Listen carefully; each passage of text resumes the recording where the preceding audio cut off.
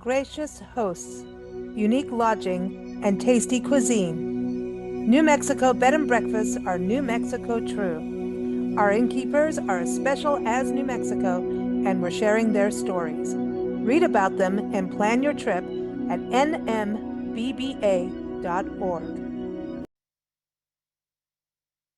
Hey, everybody, welcome to Big Blend Radio. We're so excited to talk about two more New Mexico bed and breakfast destinations. And we always talk about New Mexico being the land of enchantment. And we are so excited to be able to talk about this every second Thursday here on Big Blend Radio and talk about bed and breakfasts that are part of the New Mexico Bed and Breakfast Association. Again, that website is nmbba.org. And today we're going to Santa Fe.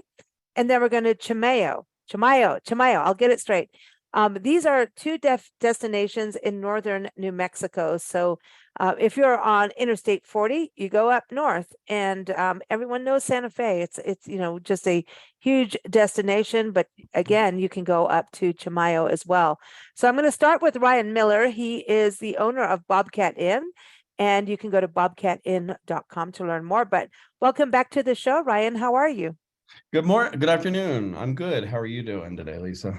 Doing good. You're still in breakfast mode, aren't you? You're still ready to serve breakfast. I know it. My brain gets stuck in breakfast mode a lot. That's when I have downtime, I'm always researching and developing new breakfast recipes. So breakfast is on the brain most of the time. So I get it. So what was for breakfast today? Let's start. That's a good place to start, right? No problem. So today we had huevos rancheros, and I had to make a specialty for some guests that were here that were not only gluten-free, but they were dairy-free as well. So huevos rancheros is an interesting challenge, but they loved it. And so I made a version of that for them. So that was a fun dish to make. It's a dish that I like making every once in a while. I don't make it all the time, but it really makes people appreciate the local cuisine here in Santa Fe, in New Mexico. Tell everybody a little bit, for people that haven't been to New Mexico or the Southwest. Some people may not know what that is. So tell them what it is, what it means. So I make huevos rancheros a little differently than the locals do. I make it with less cheese. I make it with I make it with a lot of vegetables, and mix in different kinds of beans. Sometimes black beans, sometimes kidney, sometimes a mixture of beans, and you put all that on. You saute all that and then add in a little sausage, and then you put it on the flat top on the griddle and melt it down and pop it in the oven, and melt the cheese over it. For our gluten or our dairy-free folks, you just skip the cheese and you put some other stuff on top of it to give it a little extra something to make it a little smoother on top. And that's a really local cuisine, really fills your belly, and it's got good solid protein in it and good vegetables in it. And we use fresh vegetables from the local market when we can get them, and sometimes we have to buy them in this time of year. We're waiting for stuff. But and huevos are eggs, for people to know that don't. Hot eggs, yes, hot eggs. Hot eggs, not just any eggs. Hot eggs. So I dropped that on top, and I tend to keep my stuff a little less spicy. And then we put the all the chilies. We put the green chilies, the red chili, salsa, and all the stuff on the side, so that way people can heat it up or cool it down as they want. When I say cool it down, with sour cream, if they really want to do that. And listen, and avocado, right? Can we have avocado? Because I have a few avocado slices on top. And so it's a fun dish to make. You can kind of make it different every time. I do add different ingredients every time, and I don't smother it in cheese. I try to go lighter on the cheese, and the hot egg just goes right on top. And I offer it with either a more full done egg or a less full done egg, depending on how people like it. See, everybody, bed and breakfast, the breakfast is part of this experience. There are B&Bs, though, that actually you can make your own breakfast too, so in regards to the New Mexico Bed and Breakfast Association. And it's really cool because you can choose the kind of bed and breakfast you want to stay at according to your experience. So I love that at Ryan and his family at Bobcat Inn are working with people according to your dietary needs and flavors. It's not always about your dietary needs. Like, honestly, Ryan, if I said to you, listen, I don't eat eggs, I just don't like them. Wouldn't you treat it the same way as if someone had a dietary issue? Like, isn't it Yes, yeah. also that, So like, people almost make up issues just so they don't have to eat something they don't want to, yeah, you know? so some things are made up. Some things are real allergies. I had two people last week that didn't eat eggs. They were here all week, and two different parties. And we had fun with that. We made all kinds of different things. When you get somebody that's a vegan, that's always interesting. And Mhm. I can make a tofu scramble that tastes like eggs. I can make a tofu scramble that tastes like tofu. Wow. And you have to make a Southwest style here. So you can make Southwest style tofu burritos and all kinds of stuff. So, if you Ooh. don't want eggs, we can do it. It's amazing the amount of diets. I've never seen as many diets as I've seen in the last, I'd say, 3 years. I know, right? Mhm. Paleo, keto, I don't know. There's Keto, paleo, paleo, like, I keto, don't know. Atkins, renal I diet. There's really, uh, vegan, and then there's different subtypes of vegans or different subtypes of vegetarian, pescatarian. I mean, there's pescatarian. Yeah, I was gonna say, like, and then you have listen, people there's that this list. only want to eat bacon or sausage, and so you kind of Now have to you're be ready calling for any of Nancy. She may come out of her cocoon of doing the next magazine just to them. tell you. You said the word bacon, and she's going to start scrambling onto the show now and hoping that you'll make her bacon. Because if you say the word bacon, and I remember once going vegan, and she just looked at me like, well, you might as well leave the house now, because this is not happening. But Kim is giggling in the background here because I know that Kim Sanchez is our next guest, and she was on our show previously this year talking about elopements and weddings, small intimate weddings in Chimayo. Kim is from a Casa Escondida bed and breakfast in Chimayo, which is north of Santa Fe. Am I getting this right? Kim, did I say it right yet? Am I going to get past Yes, saying all mayo correct. from mayonnaise to mayo instead of mayo? You're I'm getting good. there. Good. So do I get bacon then? Because I do love the bacon too. I Yeah, learned from my definitely mother that you can have it's a bacon on good your thing. plate. Good. So do you deal with this the same way? And this is why I think I really want to talk about this as a bed and breakfast experience, that it's so intimate. And when you have this conversation versus going through those things where you book online through other people versus actually connecting with the destination you're staying with. Um, and I had a really horrible experience the other day after even talking about it in a show. And I went, oh, I talk about this on our podcast. And even sitting there with the hotelier going, I talk about this all the time on our shows. And now here I am, like, stupid, right?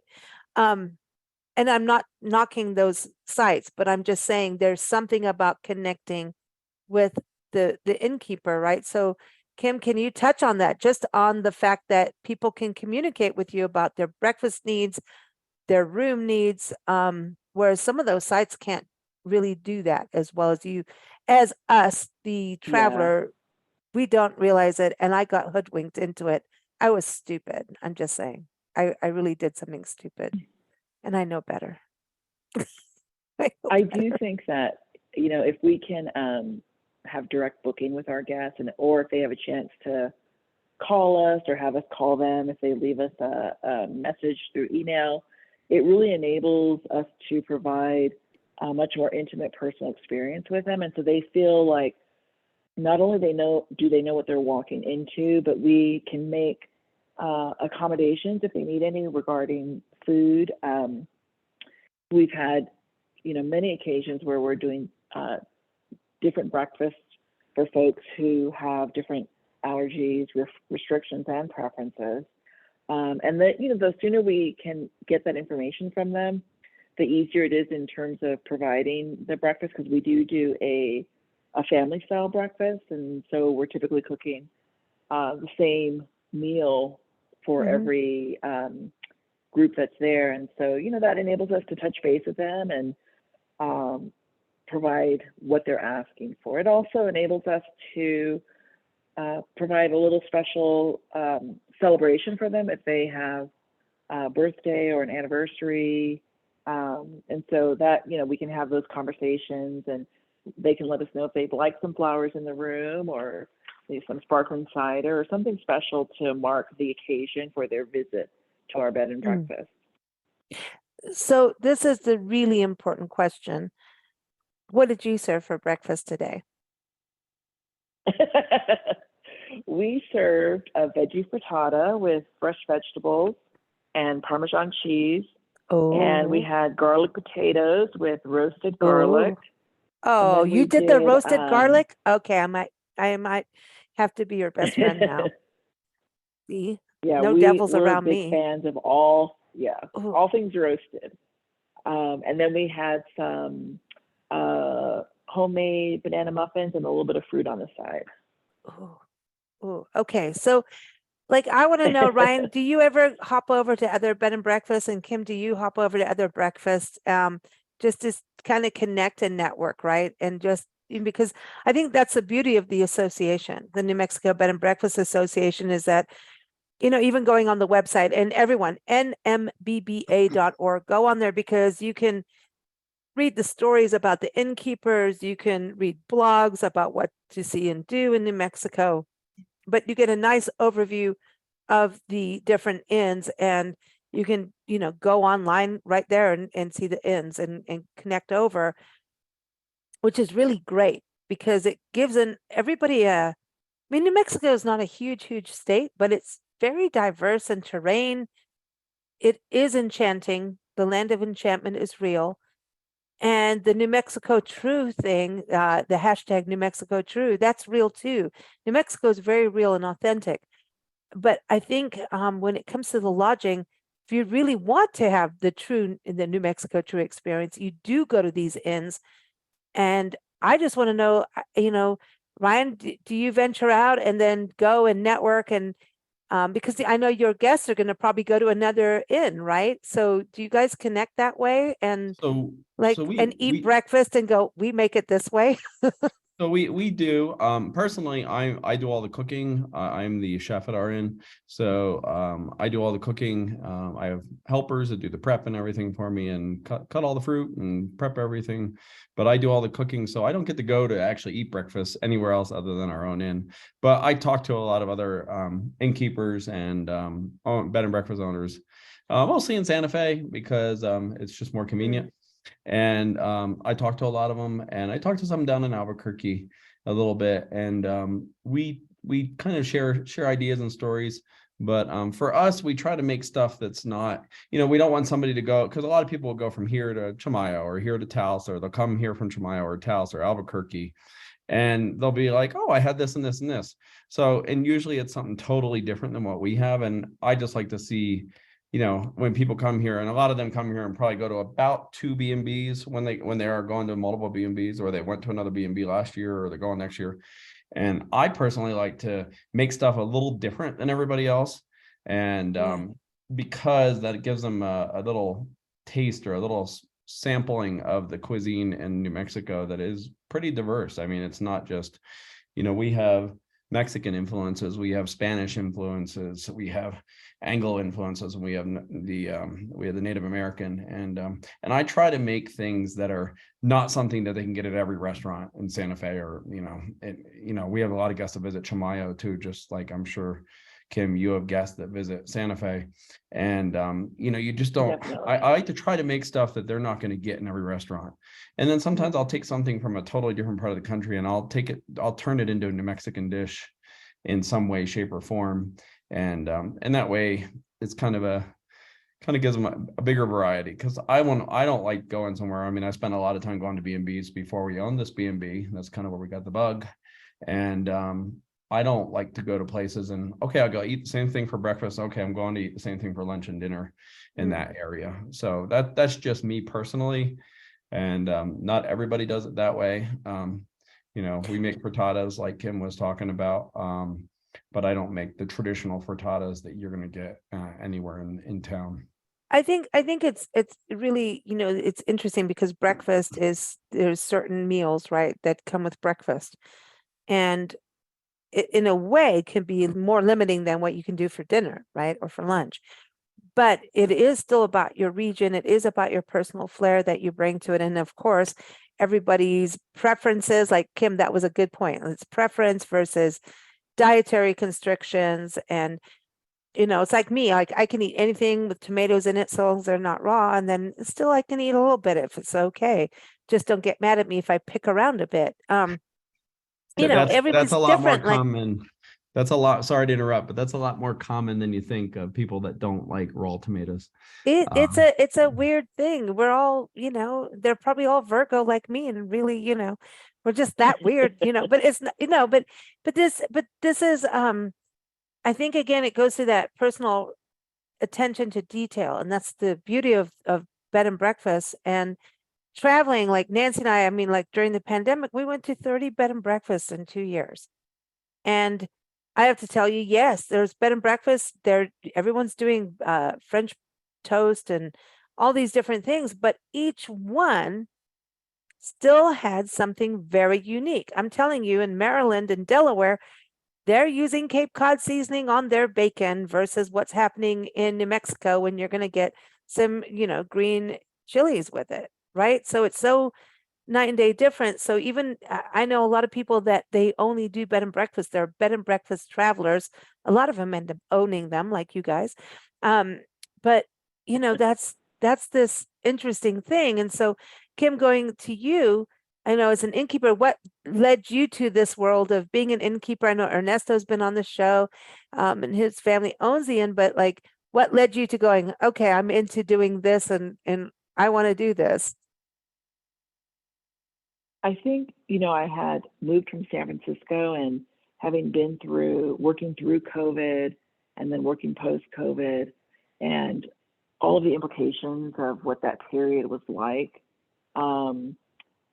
Ernest and I had been talking about living off the grid, and, you know, this came up as something that he had been interested in for many, many years in terms of owning a bed and breakfast.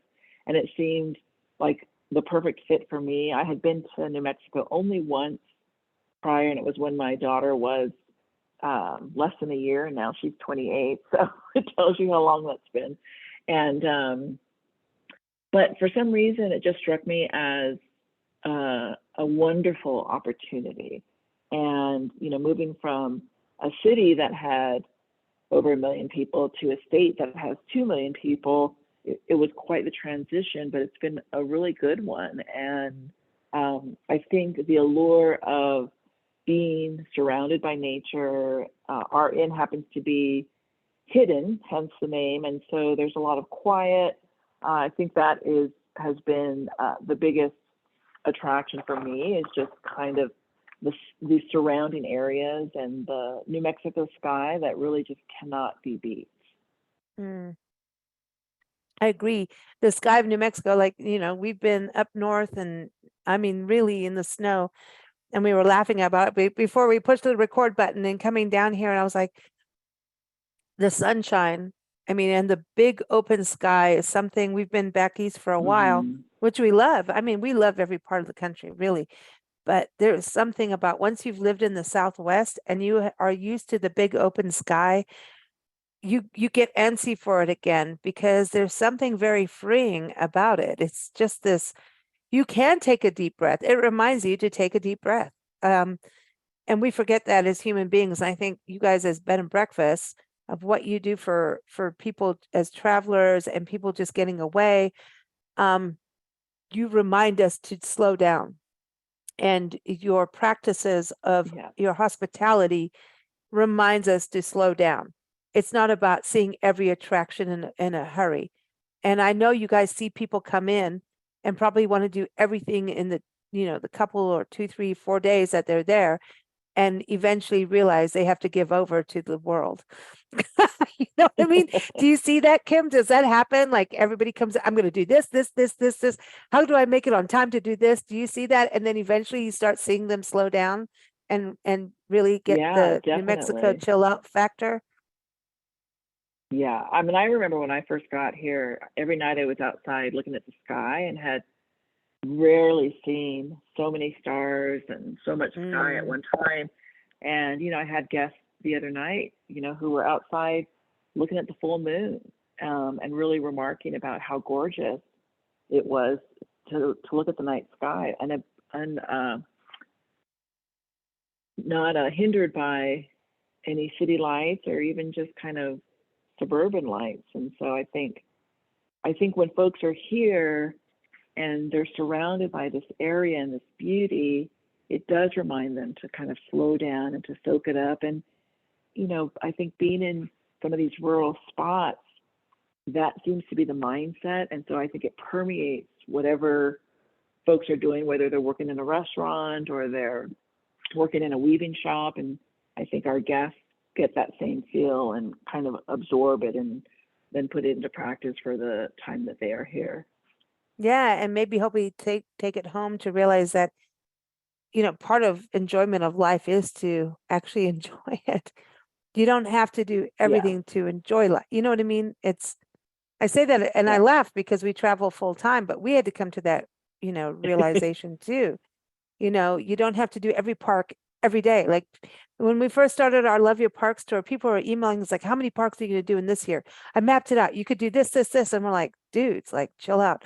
And then we got like that because the pressure was on. And then we realized, like, seriously, you know, if we don't have the time to watch the sunrise and the deer come out and the birds and everybody come out, like you've missed it.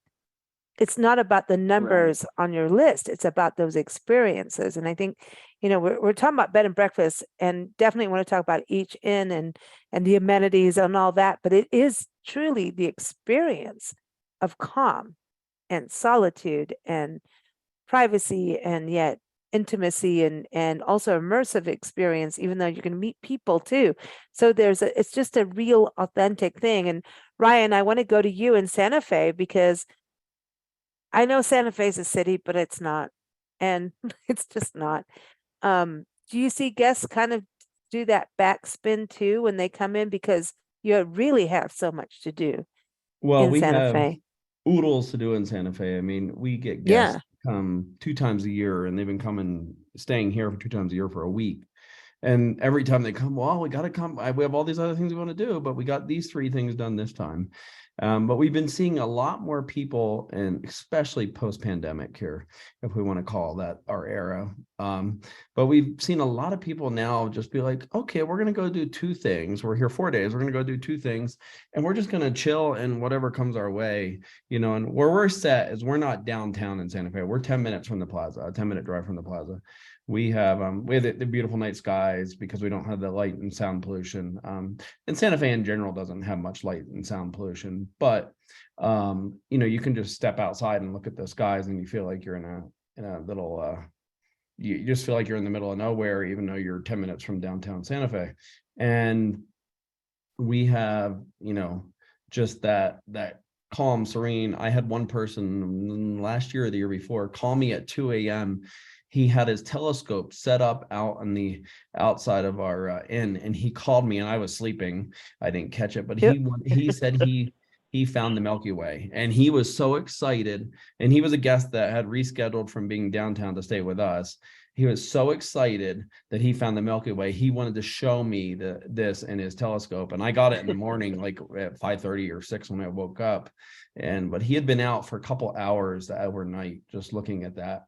And so you get that, and then the other nature, just like Kim was saying, you know, we have the nature here. We just had a bear run through the arroyo 2 days ago, and we get bear once in a while here. But the deer have been back. We get deer that come back around this time of year. They're starting to look for food now that things are starting to pop. All the plants are starting to pop and the trees are starting to pop. And but the deer will look right in the windows. We have 3 rooms that have windows that are almost height enough for the mule deer to look in. They'll look right in the window at you. And you know, it's kind of, we get guests that get weirded out by it, but then they're taking pictures right out their window with a deer like 2 feet from their window. I'm checking in just for the deer. Excuse me. Well, I'm checking in for the deer and the bear experience, and then the bobcats and the bobcat, which and the huevos. I gotta have the huevos. And then the bobcats. This is a major migratory path for bobcats. It has been historically. That's why we're called the Bobcat Inn. And the bobcats just show up in the trees. They'll climb in the trees, and we'll look outside, and they'll be there. And they're so elusive. They'll stay there for like a couple of minutes, but you look back and you don't even know which direction they went.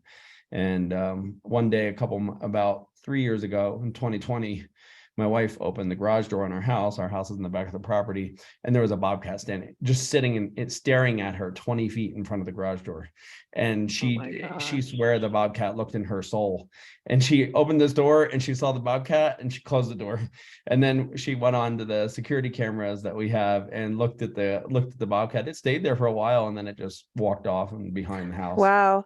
And And that it's was doing the fun. cat scare, like that whole, you know Yeah. how cats are. Cats do Yeah. the stare. They And give you like, listen, you're supposed to, the cat was telling her, like, you served this for your people. What about me? Remember, well, I am the queen or king here. there's This a is my restaurant. palace. You were Yeah. supposed to do that for me too. There's You a know how cats restaurant are. next door called right next door that just reopened, and it's called the Bobcat Bite, and they got their name back in the 1950s from Oh, them throwing wow. scraps out the back of the restaurant. Used to be a trading post way back in the early 1900s, this building, but they got their name from throwing scraps out, and that's how they got the name, the Bobcat Bite. So there's a Cool. Jamaican, not Caribbean, an African Caribbean fusion restaurant that just opened it up. They're keeping the menu, but they're adding a little flair of their restaurant to it. Oh, that's And cool. so that just That's opened cool. next door, a few steps, like it's like a 2-minute walk from That's so cool for your guests though, that are just yeah. come in and don't want to get back in the car. That They is can so just go over awesome, there right? and they have a full bar. It's kind of nice. They can have a full bar and they can go have a few drinks and not worry about driving home. Because Oh, and they're we have having, a do they have path. those, is it the Red Stripe or the Lucky Stripe? I can't remember the beer, Jamaican Um, beer. Oh, man, I know what you're can't talking about. remember. Yeah, I forget. It's They been do too have long. it, but they're just adding a few flares from their other restaurant because they don't want to take business away from their other restaurant. But we have a path going through the wood in the wooded area on our property, going right from our a trail off our property right to their restaurant parking lot. So Now that is just opened up Monday, convenience. and I'm getting amazing feedback about him. I know the owner there. I convinced him to buy the place, and he's doing phenomenal the first day he opened. Oh, So that is fantastic. Because if it wasn't cool, it would suck. You know what I mean? Mm. It would just be like, oh God, don't go here. I know we have a restaurant next to us, but don't go because I want you to be able to have breakfast in the morning because our Oh breakfast yeah, is good. You know what I mean? So yeah. it's like, but you really want the restaurant next door. So yeah, let's go to you, Kim. Let's talk about food in Chimayo. Like how remote are you? So give everybody kind of an overview of your region so that they know where they are and why they should go to Chimayo. And we will get into the facilities and the amenities and all that good stuff. But like we do want to know where we're going. Oh yeah, for sure. So I would say that one of the reasons that we are a good destination in terms of seeing the area of New Mexico or the northern area of New Mexico is that we are kind of a hub. So we are about 30 minutes north of Santa Fe, and we're about an hour and 10 minutes south of Taos. And so a lot of folks will come and stay with us and then kind of spoke out to these various areas. Espanola is the next closest town, and that's about a 15-minute drive or so down Highway 76. So given our location, we have folks who come and they'll go into Santa Fe for a day or two. They'll go up to Taos. They'll drive to Abiquiu and Ghost Ranch, and it becomes a really nice central location to move out from. So that is one of the attractions of being here. And then, during the summer and high season, people will come here and stay for a week to attend the opera every night. And we've had guests who have come over 20 years to the B&B so that they can attend the opera. Oh, wow. Wow. And Yeah. so is the opera on full time, or, I mean, is that seasonally or? The opera, yeah, it's seasonal. It's from July through August. And last year was their first full season after COVID. And so sure. this year they're back to another full season. And it's just such a gorgeous location. It's a gorgeous way to watch opera. And, then they also use the venue for music performances and other kinds of performances when it's not being used for opera. And to be able to see again, the New Mexico night sky through the stage is really remarkable, particularly as the sun is setting. Mm. Wow. We have I'm a on their world site class now. opera here in Santa Fe. Really? It was people come from all over the world, and we have opera singers that come from all over the world here, and it's highly attended. The people from the New York Met actually are the ones that developed and designed it. And so, Really? yes.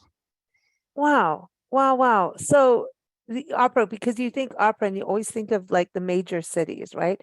And like New York, like you're saying, you think that, but you don't think desert Southwest. Yeah, maybe Santa Fe, but you still wouldn't think that. You know what I mean?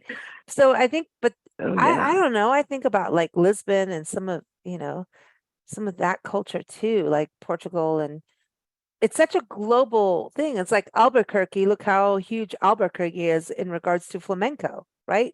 So it is that the European influence, you think that's is sneaking in through into the onto the stage? Not sneaking in because the European influence has been there for so long, but is that why, do you think? That it's just been prevalent in Santa Fe and then up in Chimayo, is that's what happened historically? I don't know about you, Kim, but I think it's the influence of people that have second homes here from New York City and LA.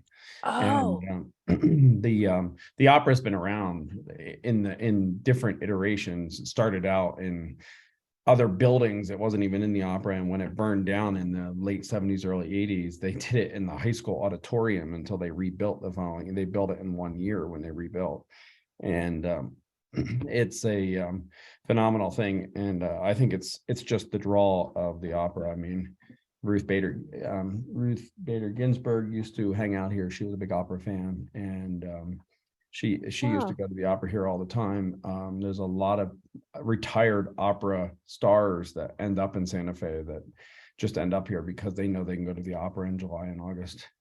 And Wow. the pool is phenomenal. I'm sure you see it, Kim.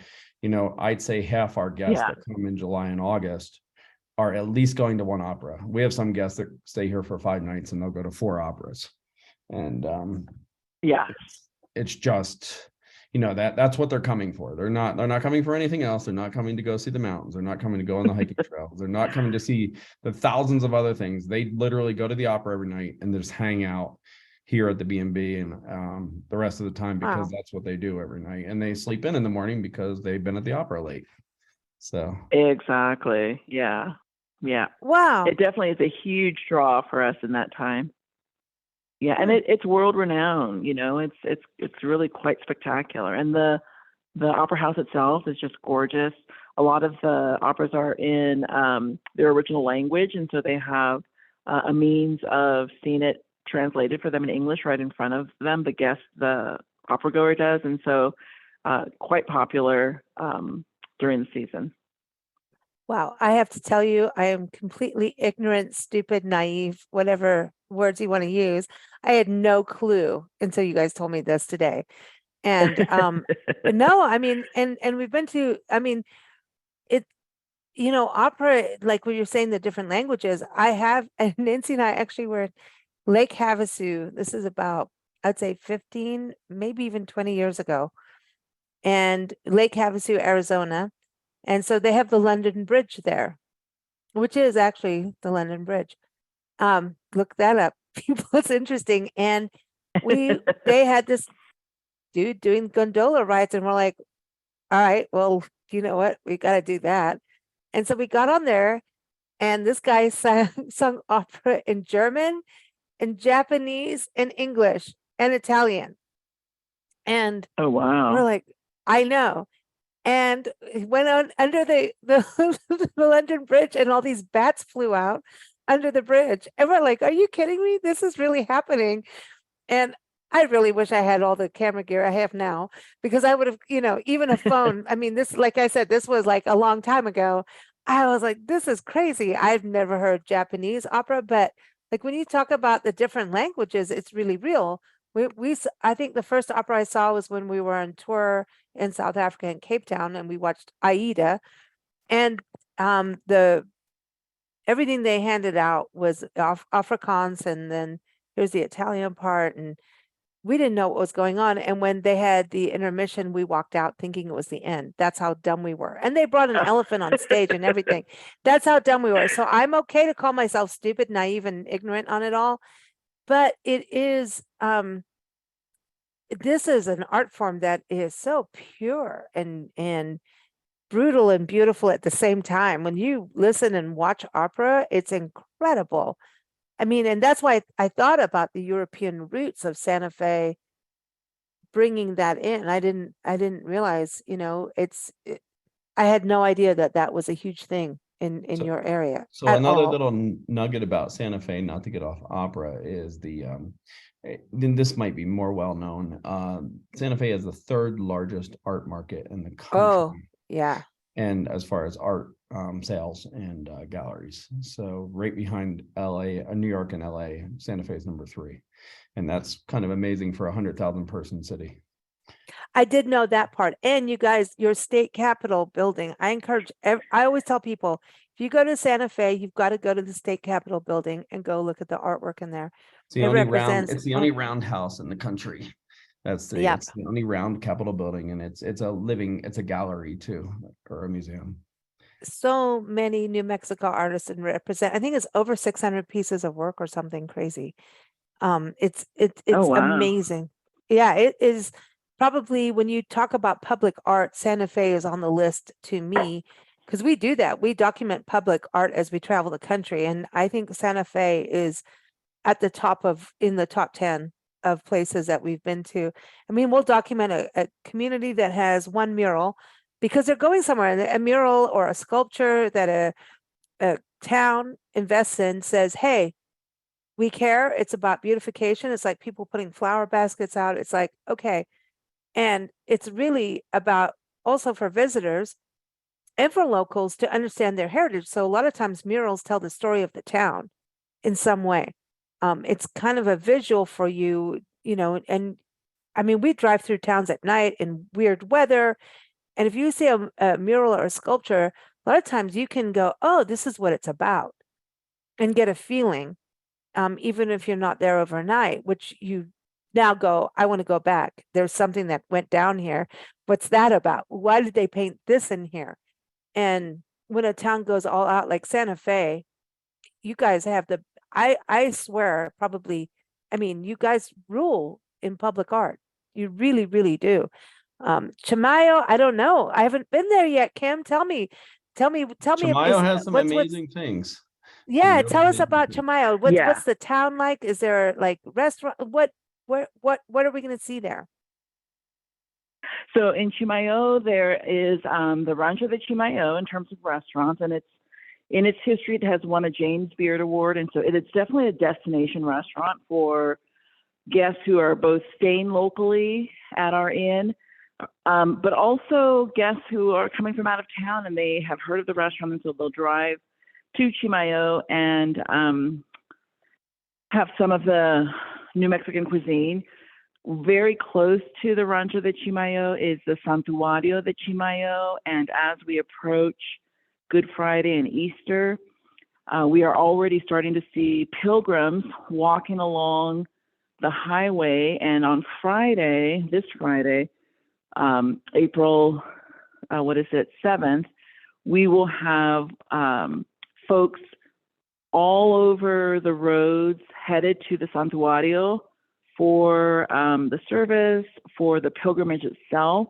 Many are walking for themselves as they seek healing, and many are walking as a vow that they've made to fulfill. Some are walking on behalf of other friends and family members who need healing as well. And so that is one of the big annual events in Chimayo. And then, as well, a lot of these small towns in this area are known for a specific kind of artistic medium. And so in Chimayo, we have all sorts of weaving shops up and down the highway. And a lot of folks come pretty regularly to look at what's being created, what's new. There are a lot of traditional approaches to weaving, but we also have new young folks who are coming up in the craft. and they're introducing different styles and colors into the weaving as well. And so that would be another huge facet of Chimayo culture. That's cool. And so there's all of this culture and artistic culture, right, as well in history. So nature-wise, can people go hiking out in Chimayo? Are there nature spots to experience as well? Definitely. Close to us is Santa Cruz Lake. So not as much hiking in that area per se, but it's a little recreation area. It's really pretty there. When the Nambe Pueblo is open, folks can go to Nambe Falls, and there's some hiking there and a lot of gorgeous waterfalls. They can, trek through the water to get to the falls and then make their way up towards Taos. And there's hiking trails off of the highway in Carson National Forest. So a lot of hiking options in this area specifically. So let's talk about the inn, the experience. So tell us a little bit about the inn, how many rooms. I mean, I say about how many rooms because it's about the personal space landscape. You know what I mean? It's not like Right. we're coming out to book all the rooms unless it's like the elopement or a small wedding or something. But how many rooms, and tell us a little bit about the style. When everybody goes to the website, which I encourage everyone to go to, it's casaescondida.com. Then you can see what we're talking about because it's Southwestern. Both inns, both you and Bobcat Inn. You want Southwest, you're going to get it. It's real. It's the authentic stuff. Yeah. So tell us a little bit about the rooms. Okay. So we have 9 rooms on site. 5 of those rooms are pet friendly, and so we have a lot of folks who will come to us for that reason. We do have the rooms appointed to some degree in a Southwestern decor. We are working in this last year, have been working to get some local art and local artists represented in our rooms. And so we had an open house in December, and we're able to meet a lot of the owners of the weaving shops, and there's a local gallery across from the Santuario. And so we've been trying to have that represented in our rooms as well, so that folks can reach out to these local artists if they fall in love with something. And our rooms, you were speaking about earlier about reception and Wi-Fi and things like that. And we certainly have we certainly have a Wi-Fi here and the internet, but it can be uneven sometimes. The weather impacts that. And so we don't have televisions in our room. And I think that's part of our ability to really encourage that kind of restful, insightful time for our guests. And then we just have some nice areas outside where they can relax when the weather is beautiful like it is today, nice and sunny and warming up into the 60s. So that's kind of us in a nutshell, I would say. Yeah, it looks so beautiful going on the site. Again, everybody, Casa Escondida. It just seems so relaxed, and everybody has their own bathrooms. It's a weird thing. I say this because in Europe and certain cities, bed and breakfast, you share bathrooms.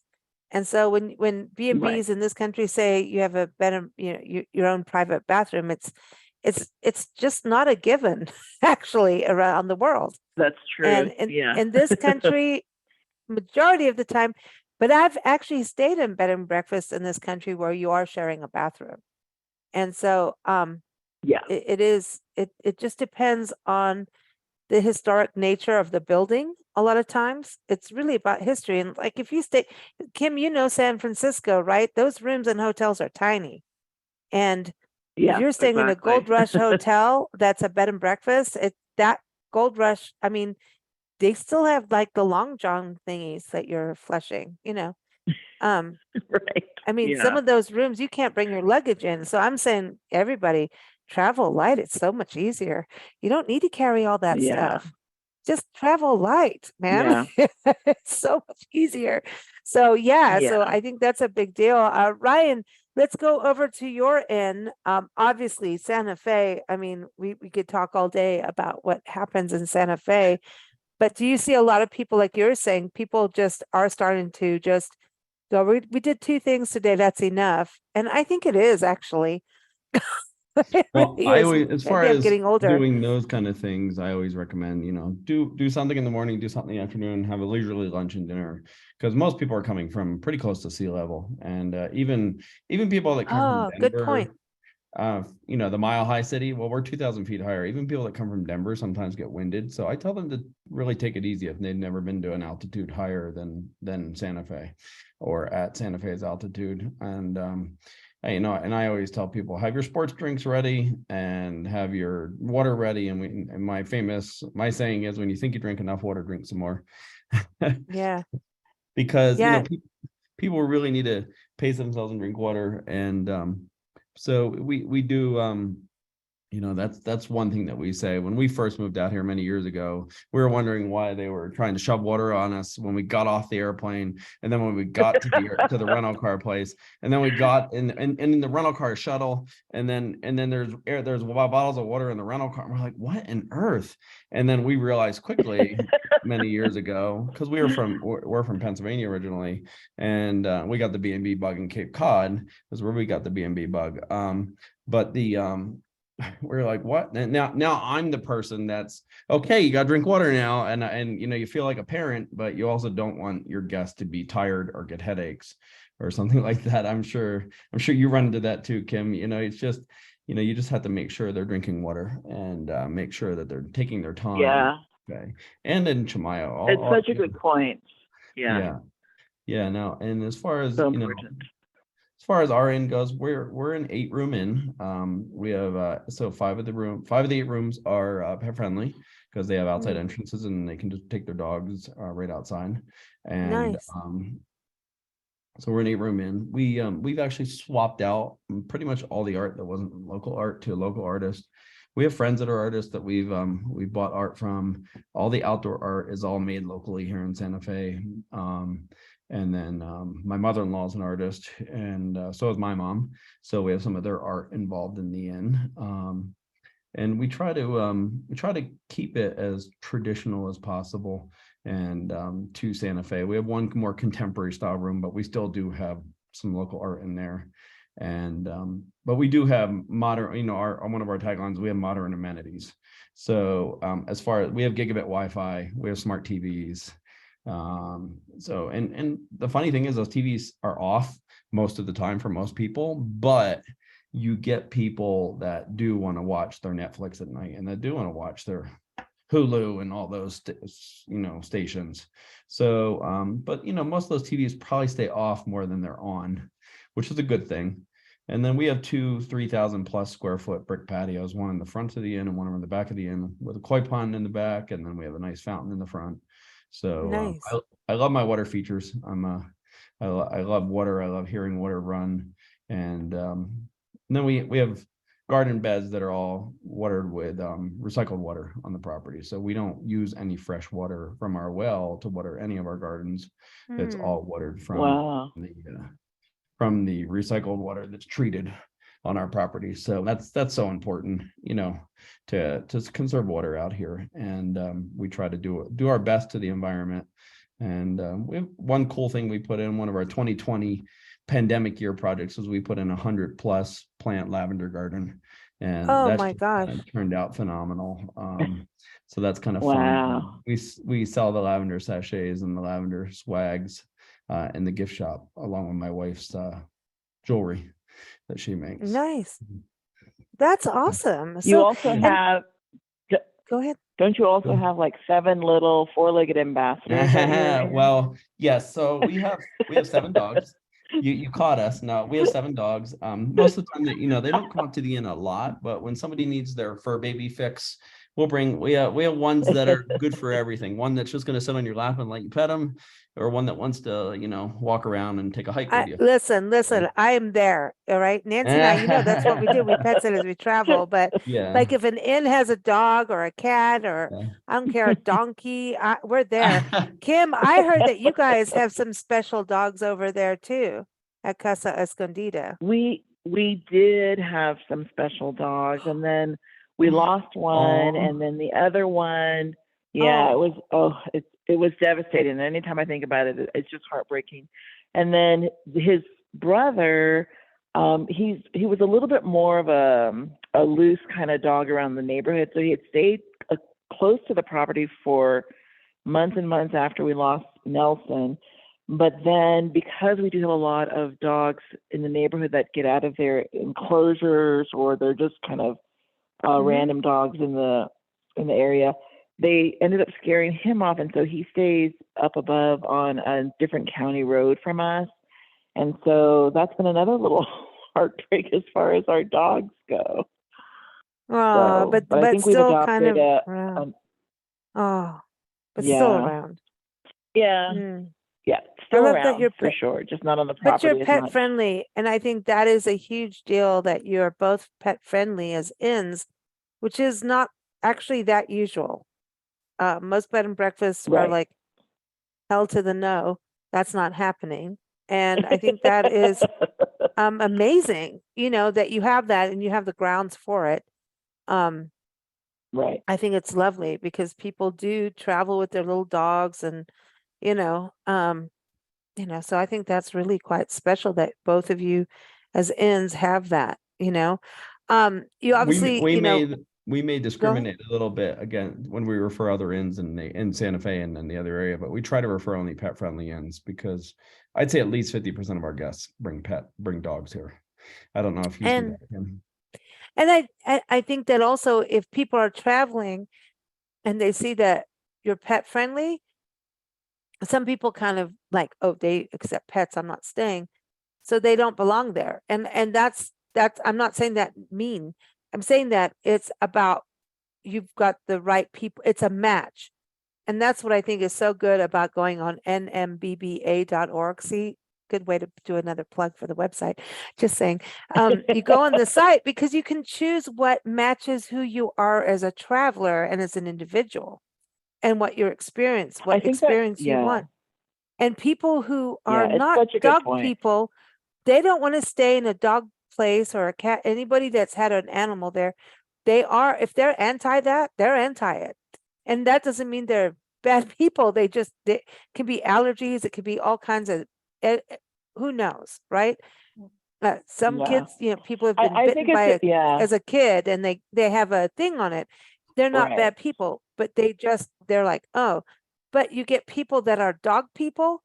They'll go to a pet friendly inn, even if they don't have dogs anymore, just in hopes that they get to see a dog. And I think I'm like that. I'm like that. Just like us here at our inn, both of our inns we have a hypoallergenic hallway. So we have one hallway that has 3 rooms in it that we don't allow dogs in. So we offer both. And I think, Kim, I believe you have the same thing in some of your rooms that you don't allow. Right. And there's never been dogs in those rooms. So okay. Yeah. So that's good. But I think, have a little bit of both. To your point, yeah.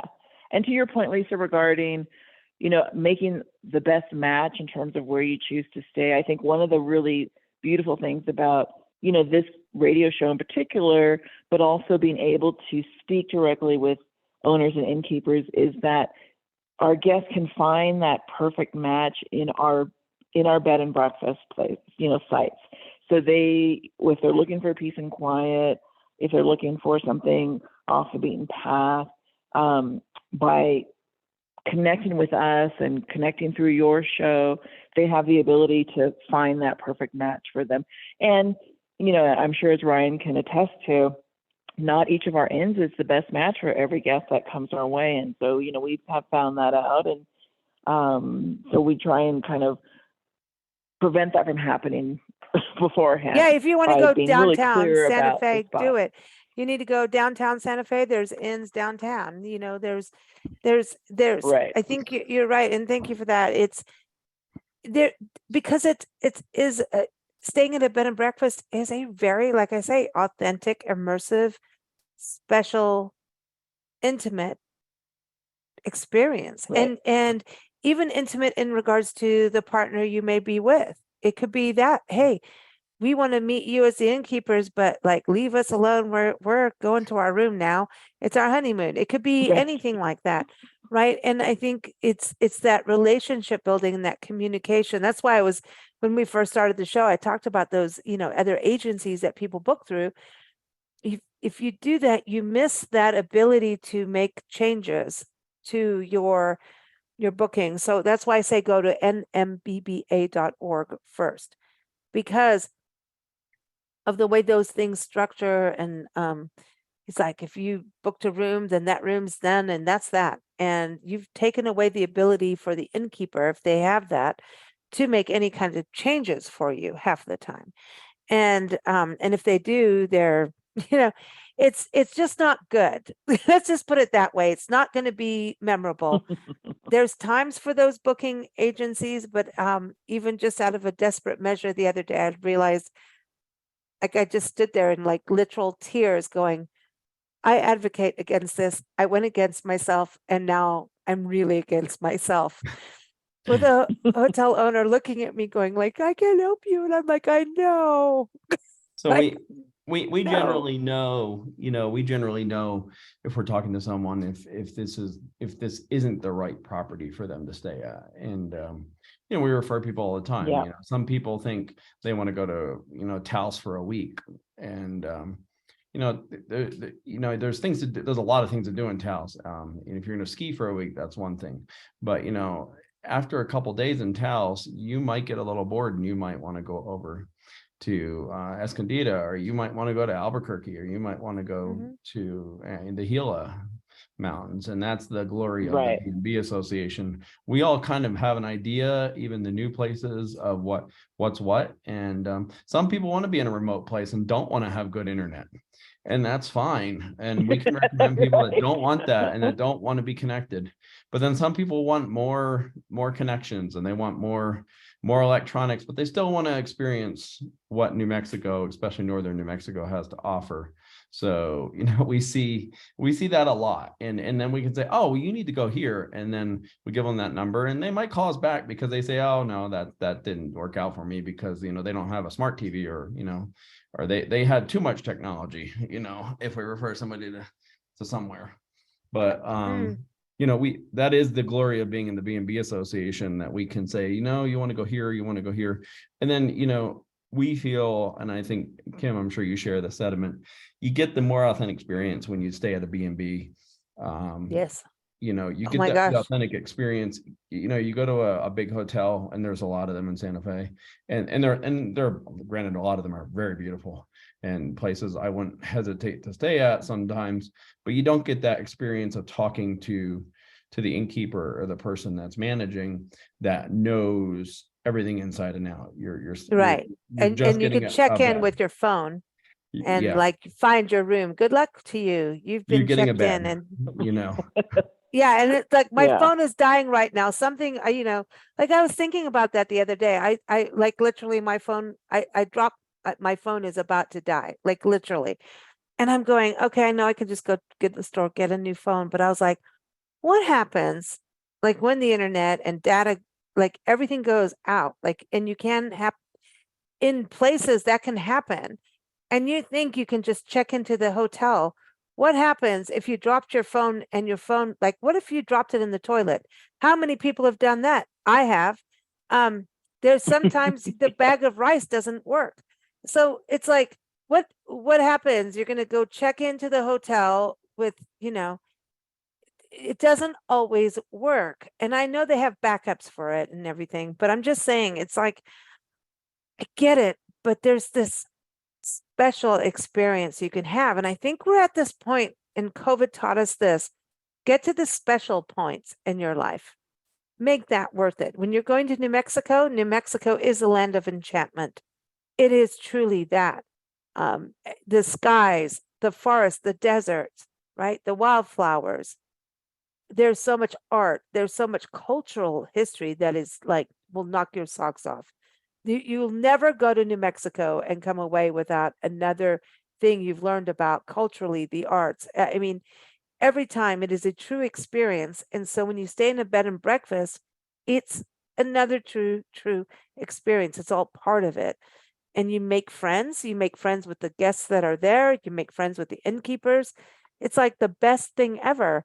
And so I just highly recommend it. We've stayed in bed and breakfast in New Mexico and can highly recommend it, and recommend it in all states. But when people come together in this association, you know that they're there to work together to better each other, to help each other, which means as a traveler, you're getting a better experience, not just in the state, but internally, how they're working together.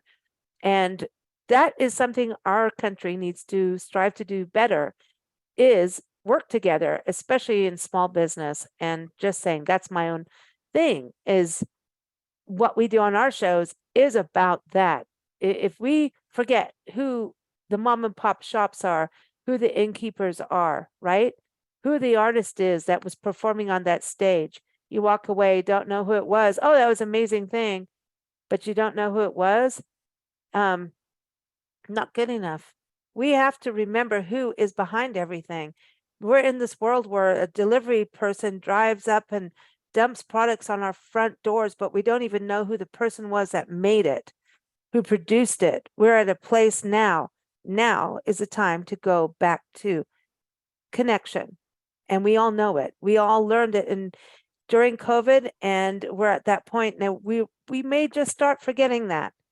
So I say, let's go to bed and breakfast before we do anything else. So sorry, I've got on my soapbox, but thank you both for joining us again Thank on Big Blend Radio. you. And allowing me to be on my soapbox, because I think we should really get back to basics and supporting each other. So everyone, go to Casa. I'm going to say it right? CasaEscondida.com up in Chimayo, and also go to bobcatin.com. And of course, the New Mexico Bed and Breakfast Association website is nmbba.org. Did I leave anything out? Either one of you, Kim, Ryan, anything? No, just Ooh, come I think- visit the land of enchantment. yeah, You will be happy. Definitely. Make connections. absolutely. And everyone, keep up with us at bigblendradio.com. We're here every second Thursday talking about New Mexico and New Mexico bed and breakfast destinations. Thank you all for joining us. Thank you, guys. Thank you so much. Thank you, Ryan. Thank you. Thank you, Kim. Have a Alrighty. great day. Gracious hosts, unique lodging, and tasty cuisine. New Mexico bed and breakfasts are New Mexico true. Our innkeepers are as special as New Mexico, and we're sharing their stories. Read about them and plan your trip at nmbba.org.